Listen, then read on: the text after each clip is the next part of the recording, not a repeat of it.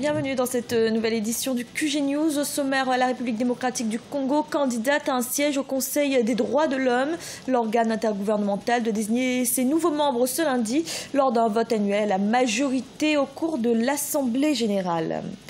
Le gouvernement rwandais annonce un investissement massif dans la filière porcine. 15,5 millions de dollars seront injectés pour améliorer les performances du secteur.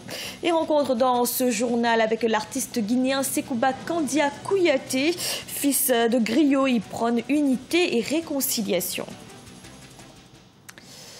La République démocratique du Congo fera-t-elle son entrée au Conseil des droits de l'homme des Nations Unies? L'Assemblée générale a lieu en tout cas ce lundi pour désigner ses nouveaux membres. L'intégration doit se faire par un vote à la majorité. La République démocratique du Congo est en mesure de pourvoir à l'un des 4 sièges réservés au groupe des États africains. Mais 150 associations congolaises ont appelé les États membres à refuser son élection. Écoutez Jean-Claude Wamba, vice-président du groupe parlementaire UDPS et alliés. Le problème, il faudrait voir ce problème de fond. Il ne faudrait pas que parce qu'il y a une place à prendre par rapport au Conseil des droits de l'homme, qu'on puisse s'y précipiter. Est-ce que le Congo respecte-t-il le droit de l'homme? Comment voulez-vous un pays tel que le Congo, à chaque fois, est accusé à juste titre par rapport au problème des droits de l'homme et qu'il soit l'un des pays à vouloir examiner d'autres pays par rapport aux droits de l'homme. Nous croyons sincèrement, ce n'est pas une extrade pour parader ou bien pour démontrer quoi que ce soit. Nous croyons qu'il n'est pas encore temps pour que notre pays puisse accéder à ces genres de responsabilités parce que sur le terrain, c'est autre chose qu'on voit. Et du côté des autorités, on estime que la République démocratique du Congo mérite sa place au sein du Conseil des droits de l'homme des Nations Unies. Le pays a d'ailleurs été désigné candidat par les États membres lors du dernier sommet de l'Union africaine. Écoutez le porte-parole du gouvernement, Lambert Mende. Nous en avons souffert pendant longtemps de violations des droits de l'homme, pendant des années, et que nous pensons avoir une expérience à partager. Nous avons eu à gérer des problèmes graves de violations massives des droits de l'homme dans notre pays. C'est une expérience que nous n'avons pas le droit de garder pour nous-mêmes et qu'enfin cela donne une visibilité également à un pays comme le nôtre qui mérite son retour dans le concert des nations. Voilà les 3 raisons pour lesquelles nous avons estimé pouvoir demander à l'Afrique de présenter notre candidature au Conseil des droits de l'homme des Nations Unies. Nous sommes un pays qui a perdu plus de 5 millions de personnes au travers de violations des droits de l'homme. Nous sommes le pays qui a été à un moment qualifié de capitale mondiale du viol et qui a combattu ce fléau.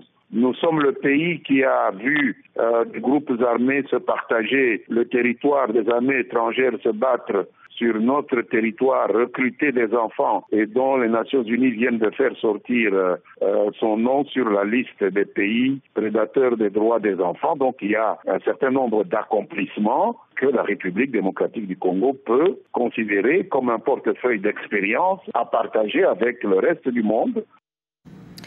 En Somalie, le bilan de l'attentat de Mogadiscio s'est encore alourdi. D'après les dernières données officielles, au moins 300 personnes auraient perdu la vie. Pour rappel, l'attentat au camion piégé est survenu samedi au carrefour PK5 situé dans le district de Odan, un quartier commercial très animé de la capitale. L'attaque n'a pas été revendiquée, mais les soupçons se portent déjà sur le groupe terroriste Al-Shabaab. Au Rwanda, l'élevage porcin est de plus en plus rentable, une viande qui figure d'ailleurs parmi les plus consommées dans le pays. Pour améliorer les performances du secteur, le gouvernement prévoit d'injecter 15,5 millions de dollars, soit 13 milliards de francs rwandais. Reportage de notre correspondant Fratenda Kisenga. Jean-Claude Chirimumu pratique l'agriculture et l'élevage d'une façon professionnelle depuis 2009. Il a quitté son emploi pour se consacrer à temps plein à ses activités, notamment l'élevage des porcs. De 5 bêtes en 2009, il possède en moyenne 600 bêtes avec 200 autres qu'il doit vendre chaque trimestre. Sa ferme se situe dans le secteur de Kageyo, district de Gicumbi au nord du Rwanda, à 55 km de Kigali. Nous faisons le croisement génétique d'une race locale connue sous le nom de Piétrain et le Landrace que j'ai importé de la Belgique. Le premier est réputé pour sa chair moins grasse, tandis que le second est très fertile, très grosse avec une quantité importante de graisse. Leur croisement fait une bête à viande très appréciée localement et au niveau mondial.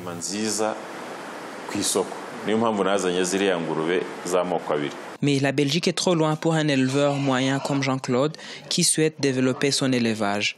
C'est pour cette raison que le ministère rwandais compte injecter 13 milliards de francs rwandais pour améliorer l'industrie porcine en promouvant des nouvelles technologies de transformation et la vulgarisation de ce type d'élevage dans la population.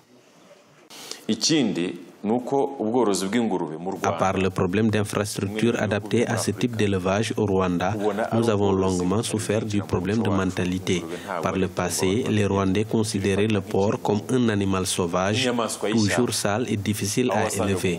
Mais actuellement, nous remarquons un grand changement et nous avons beaucoup de projets pour l'élevage porcin au Rwanda. Grâce à des projets comme la création d'un grand centre d'insémination artificielle et de recherche porcine, le ministère rwandais de l'Agriculture et des Ressources animales veut augmenter la production porcine de 20 000 tonnes actuellement à 68 000 tonnes par an au cours des 5 prochaines années. Dans la famille, ils sont artistes de père en fils. Les Kouyaté sont les descendants d'une des plus anciennes lignées de griots en Guinée, dépositaires d'une tradition qui a plus de 8 siècles. Notre correspondant Emmanuel Mimono a rencontré Sekouba Kandia Kouyaté. Comme son père avant lui, il prône unité et réconciliation. Reportage. Difficile pour lui de porter un héritage culturel aussi lourd que celui de son père, le griot Sori Kandia Kouyaté. Descendant d'une famille de griots et passionné de culture, Sekouba Kandia est auteur d'une dizaine d'albums dont le premier chante son appartenance à la grande famille griotte africaine. L'homme chante sur les thèmes de la paix et rappelle surtout la mémoire de la société guinéenne afin de transmettre aux générations nouvelles les moments de gloire de leurs dévanciers. C'est dans le sang, nous sommes les griots, les témoins oculaires et auriculaires de l'histoire du Manding. À bas âge, j'ai commencé la musique à l'âge de 11 ans. Nous avons continué les études, mais c'est en 1980 que j'ai commencé la musique à proprement dit. Je l'ai commencé, mon premier album, je l'ai fait en 90 et l'album s'appelait Kandia Denke. Lorsqu'il chante, c'est souvent plus pour éduquer et sensibiliser ses mélomanes que pour les distraire. Sekouba Kandia Kouyaté est connu pour ses œuvres au sens profond des valeurs africaines. Fils de Sori Kandia Kouyaté, l'un des porte-flambeaux culturels de la révolution post-indépendance, l'artiste s'efforce à transmettre au mieux les valeurs reçues de son père.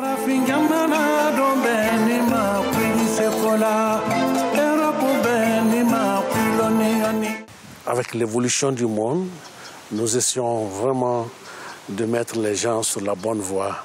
À chaque fois que nous faisons un album, il y a des thèmes éducatifs. Paix, la société, la solidarité, l'amour, nous parlons de tout.